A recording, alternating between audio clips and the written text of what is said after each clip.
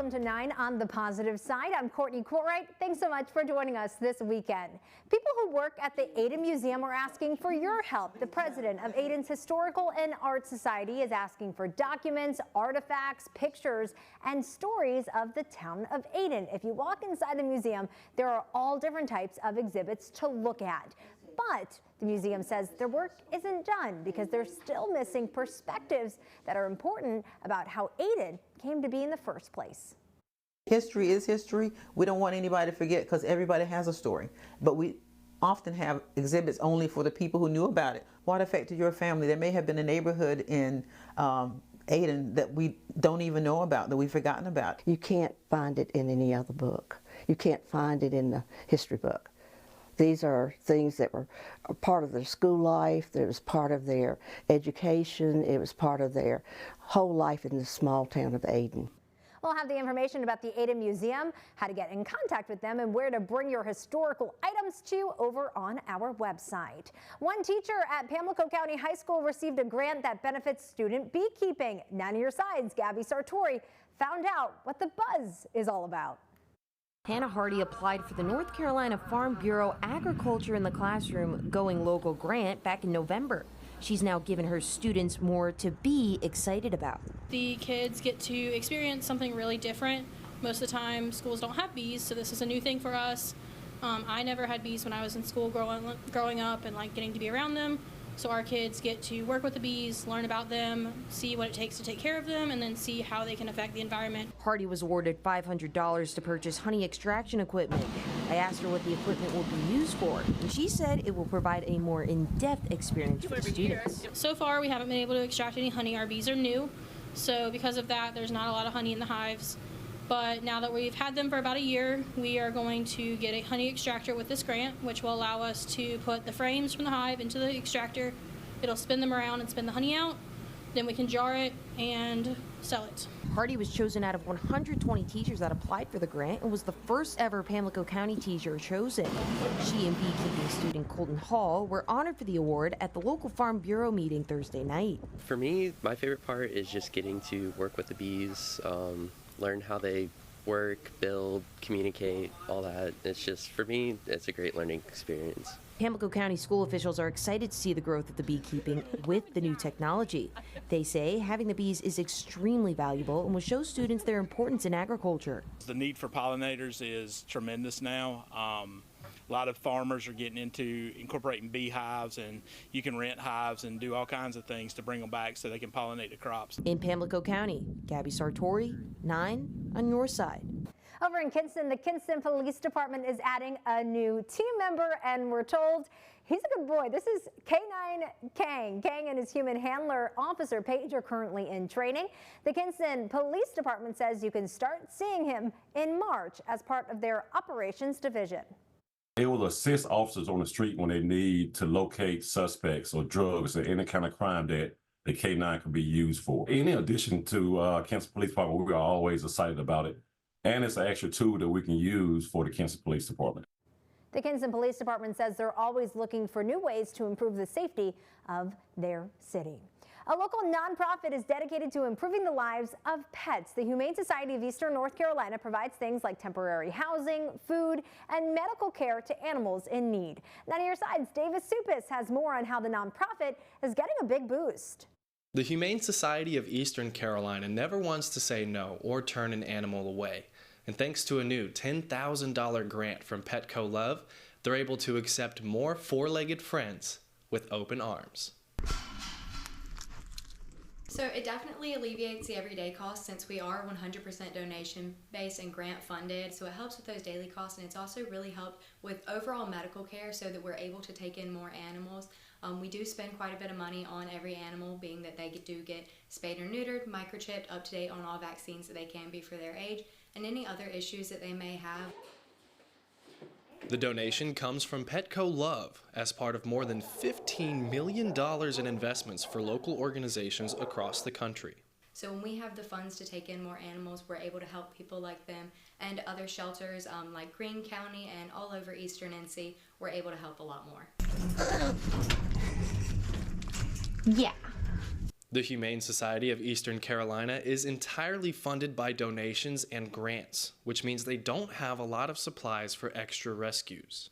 The animals that we have been able to take, their stories and where they came from, previously we would not have been able to pull them because we weren't going to be able to cover the cost of how much it took to get them well. Like we have 6 bottle baby puppies in the back that we would not have been able to take if we didn't have the support to be able to have fosters and afford to take care of them.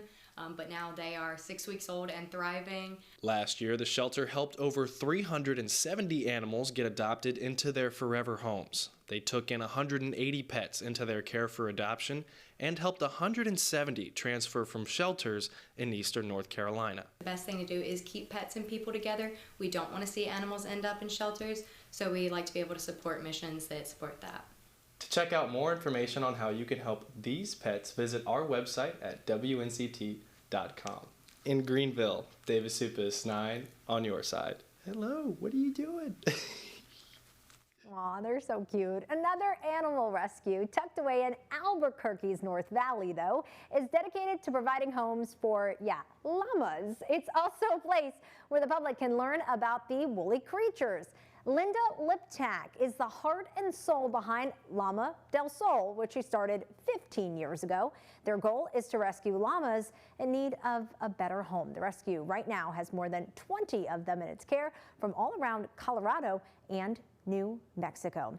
A food truck that's serving up German food. Next, we'll meet the owner. A food truck owner is bringing her German heritage to local communities. The owner of this food truck, Tanya, was searching across Facebook Marketplace when she found it. She went to see it the next day and quickly bought it. She's from Germany and is bringing a taste of the food to ENC. We were like 10 Germans who came here to open their company, and we always talked about opening a Döner store. And none of us really, could do it or whatever. And then when I purchased the food truck, I thought, oh my gosh, now I can do some German food. And you can tune in every Friday on WNCT 9 News at 5:30 for Food Truck Friday. Our digital reporter Shannon Baker is showcasing owners of food trucks in and around eastern North Carolina. In Greenville, Coastal Fog's new location is open. They're only a few miles away from their original space. The 3 owners hope the revamped space draws the community in with offerings like a wine tasting, outdoor dining, a children's play area, and new menu items. One of them is our tomato pie that we had stopped doing for a couple years, but we've brought that back. And a really yummy sandwich called the Captain, which is like a French dip. That was one we brought back. And also some really neat new bakery items that are all made here in-house because we have a kitchen that is 10 times the size of what our old one was. So we are making a lot of things fresh and in-house every morning. And just so you know, their new location is at 210 East 14th Street in Greenville. A fan favorite dessert from Nothing Bundt Cakes is back. You're looking right at it. We're talking about this delicious peanut butter flavored bundt cake. It's part of the company's collaboration with Reese's. The rich chocolate cake is baked with chocolate chips and Reese's peanut butter chips. It is available now until February 25th. There are plenty of stories to be told in Asheville. Ahead on WNCT 9 on the positive side, from the Biltmore to a chef who's serving up hope.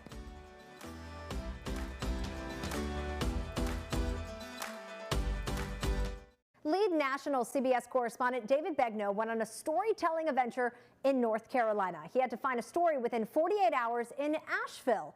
And with the help of some kind people in the town, Dave found an incredible man with an inspiring tale. Where are we going? Where are we going? Tell me. Asheville, North Carolina. I have never been. Thank you. Let's go. This is going to be fun. It was a quick 56-minute flight from Atlanta to Asheville where the adventure began. Bye. This time in a city nestled in the Blue Ridge Mountains, best known for its vibrant art scene, diverse food, and 50-plus breweries. Are you here to do a story? Where are you going to do it? I don't know. I have 48 hours to find it. Oh, it's one of those. It's yes. one of those. To kick off the journey, we started at Asheville's most visited site, Biltmore Estate. There, my team surprised me with someone who knows the place pretty well. Welcome to Biltmore. I'm Chase Pickering. Hi, Chase. Pleasure to meet you. So glad to have you here today. This is quite a sight. Biltmore House was built by my great-great-grandfather in 1895. George Vanderbilt was his name. It's the largest privately owned home in America. I could get accustomed to this. Let's take a closer look. Chase took me on a private tour and shared what it was like growing up as a descendant of the family who built New York's famous Grand Central Terminal. I mean, the majesty of this, like, kind of gives me the chills. Isn't it spectacular? Wow. From here, it was time for breakfast, so we headed to a place called Biscuit Head, and I tried the filthy animal. So there's egg, pimento cheese, a biscuit, and bacon. I mean, what else do you say? One more bite, and I'm done.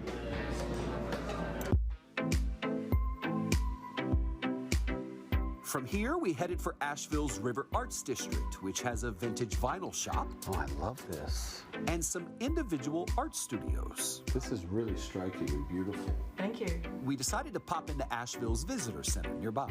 Any ideas on things we should see? Or people we should meet, actually, more important. People you should meet. Yeah. They told me to check out the Tasty Diner and go meet the owner, Stephen Goff. Are you Mr. Goff? Yeah. I'm David with CBS News. Hey, how are you? I'm good. We were told to come and check this place out. Poor guy, he looked pretty confused. So I sat down and I told him this. I'm looking for just fascinating people. Cool. And stories that make you mad, sad, or glad. Any of the three work. I'm pretty sure I have all of that. Over a delicious Philly cheesesteak, he started to tell me about his past. And I knew real quickly we had found our story. You know, I was born in Northern California, and my family moved to South Carolina. My first year of high school, I dropped out and started hopping freight trains, and hopped all around the country. How did you like that lifestyle? It was pretty cool. I mean, you know, What made it cool? There's a lot of things, you know, for like a young person that was like just stuck in a super conservative southern city. It was like the most liberating freedom ever. So life on the run as a teen was more freeing and fun than life at home?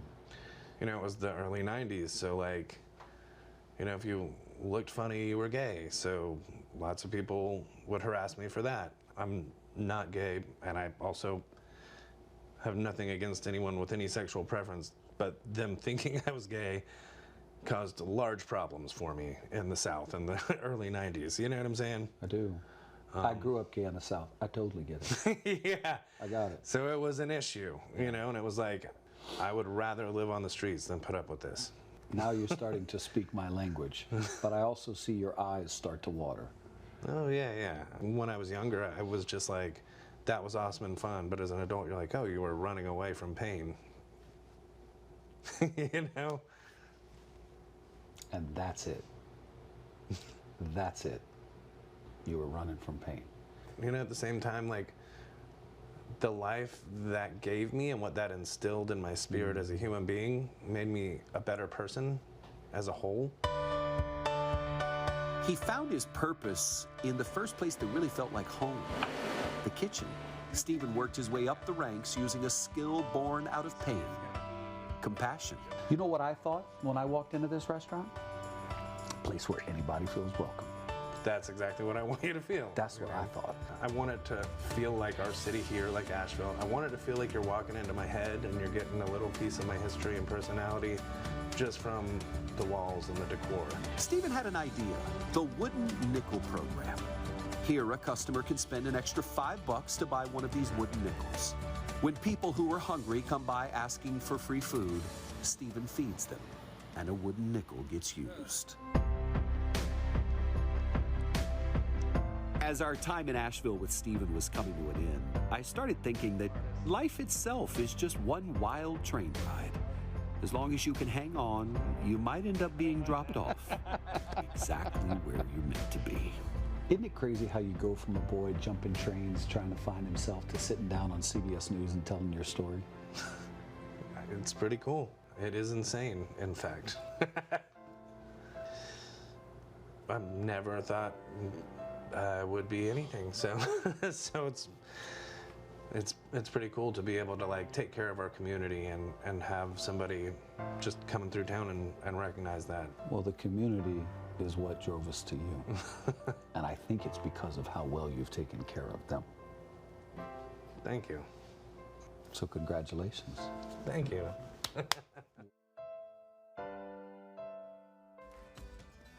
And that was David Begno reporting. The ride of a lifetime next on 9 on the positive side, this 102-year-old's need for speed. A bucket list wish come true for a local NASCAR fan. Richmond Raceway rolled out the red carpet for a woman who's always dreamed of riding around the track in a pace car. And at 102 years old, she shows no signs or plans of slowing down. Taking pictures? Are you She is feisty, she's fun, she has a terrific sense of humor. She's a little bit of a ham. And it was this year, she came out here with her friend Patty and looked at the raceway and was like, I want to go around that track. Patty said, you know, you're going to probably have to wear a helmet. She said, I don't care. I want to go, and I want to go as fast as we can around that track. Watch your hands. Ready? We're going to close the door. Thank you all. All right, are you comfy? Oh, yes. Comfy back there? I'm great. Do I have to have some last words? Here she goes. It's so exciting. Woo! Benny, look. Really. And we've got such a beautiful day. It's a perfect day. In fact. I'm enjoying this. Oh, my goodness. And then I think we'll speed up. That's wonderful. Oh, yes, I love that. This is much better? Oh, yeah. I told you you'd love her. Oh, my goodness. As fast as you like, because I love fast. You love this, don't you? Oh, yeah, we could probably empty this tank out. I got a feeling. How you feel? Fine. That's wonderful. She said she wants to have a race car at home. Okay, that's perfect. Maybe Oh, I feel wonderful. I'd love to do it again. Yes. Was it fast enough for you? Oh, no. How fast do you want to go? As fast as possible. I've liked it all my life. Well, what do you like about it, though? What's the best part? Speed. Speed. Will we see you at a race this year? I hope so. Will I get a free ticket? Yes. You all heard. I mean, this was honestly a surprise to all of us that this was something she really wanted to do. I think she's going to want to do this again. I really do. I think she's going to want to do this on her birthday, which is in April, and probably ask Bill to go faster. And thanks so much for joining us this weekend for 9 on the positive side. Let's leave you with one last positive video. Animals playing in the snow at the Nashville Zoo. Have a great weekend, everyone. We'll see you next time.